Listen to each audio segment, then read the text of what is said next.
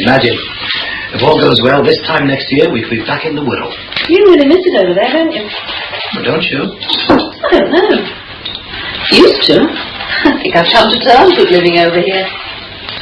In fact, I rather like it.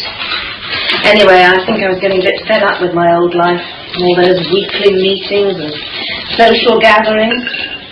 Do you remember Sue Marshall's dreadful dinner party? They were awful, weren't they? Supposed to be our friends, but where are they now? How many of them have come over here to see us? Well, how many times have we been over there to see them? But I know what you mean. They don't like failures. We don't belong there anymore. And who's to say? Perhaps leaving the Wirral was the best thing that ever happened to us. My idea, remember? I know. If you get this job, things are going to be so much easier for us. I hope so, Anna. I hope so. Not that many options open to people, is there? Yeah, but you must want to do something. I'd really give it much thought. I suppose it's a waste of time, really. You shouldn't say that. Here, have a biscuit. But it is a waste of time. No, it's not. Look, there are opportunities out there for young people. Not a lot, I admit, but there are some. Your mum said that to me today. And she's right. So don't sit back thinking, oh, there's no hope. Because there is. Ah, but people with jobs always tell you that. I mean, it's alright for you to say, isn't it? But what would you do if you got the sack? In the highly unlikely event of that ever happening, I'd go and find another job. But what if you couldn't? That wouldn't happen. No, but what if you did, and you just couldn't get another job? I'd just keep looking until I could find one. So you sound like Norman Tebbit. But he's not as pretty as me, is he? Well, is he? No. Norman Tebbit. Alright, Ben, what's this? Sunny Riverside Cruises? This is a private voyage, and we've got quite enough ballast. Place for a little one there, if you ask me. Go ahead, Damon. Office. Oh, go ahead, Dan. What you need is a real sailor. I think you've been watching too many Errol Flynn movies. This is only a dinghy. I'm just imagining me and you on a moonlit lagoon, then suddenly the tide turns and a storm brews up, and suddenly the boat starts rocking to and fro. Do you mind? Sorry, Alan.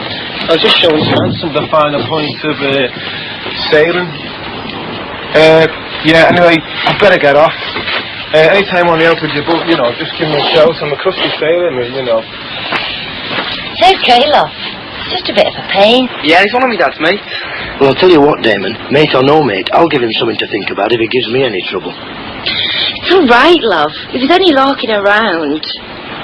Was he? Yes. That man, I'll swing for him, I will, honest. Time to go to the pub with you. Enough time to come and tell me what was happening. Well, that's it then. That puts the top hat on my night out. I think it was important, though, Sheila. I'm not saying it wasn't, Jonah, but there are ways and ways of doing things.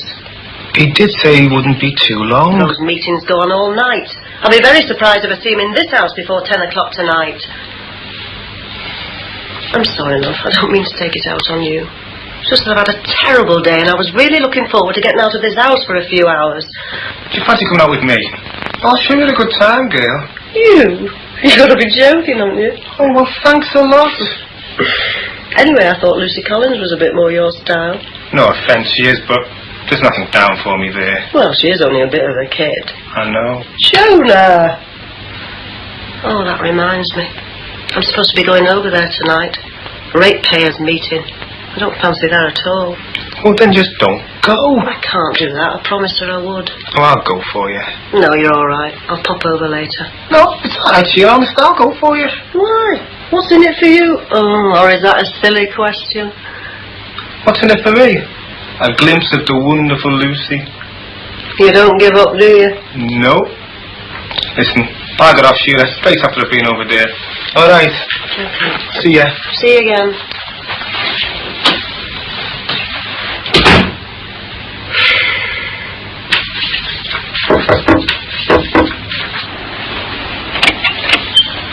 Yes? Sheila, sorry, Mrs. Grant. She sent me over to tell your missus that she can't go to the meeting tonight. Oh, really? Yeah. Well, thank you very much. I haven't told you why yet. Oh, well, don't you think you better had? Oh, well, if you give me a chance. She's got a headache. Oh, how sad. Now, if you don't mind... Oh, well, thanks very much for your time. Dead neighbourly, like. Good evening. Which one was it? March the 29th. Wasn't that Sheila Grant at the door? No, she's not coming. Headache or something. Oh. Well, never mind. Roger and I can carry on with the meeting. Well, actually, Annabelle, I really can't see any point in having a meeting at all, especially if there's only going to be two of us here. Don't see why not. And besides which, I've had a rather tiring journey back from Birmingham, so if it's just going to be us at your meeting, I may as well go home. My meeting? I thought it was for all of us.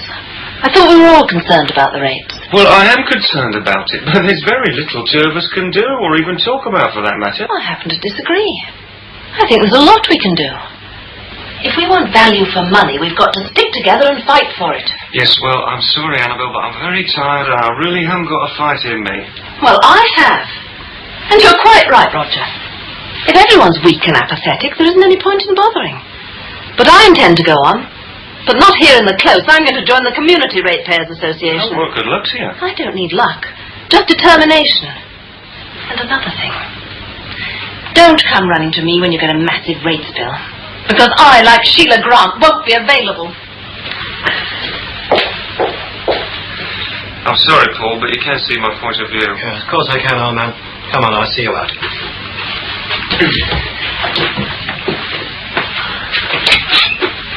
All right. Never mind, not the end of the world. Look at all that effort. Just wasted. We go to all that trouble and nobody even bothers. I was looking forward to that meeting. It wasn't just about the rates. I was looking forward to having a chat. Like Sheila and I did this afternoon. We really talked. Now look at it. Never mind. It's your birthday tomorrow. Another millstone round my neck. Oh, I'm sorry. It's not your fault. I'm just not in the mood for anything. Except for looking to the future, perhaps? Selling the car? Well, that would cheer me up a bit. Come on.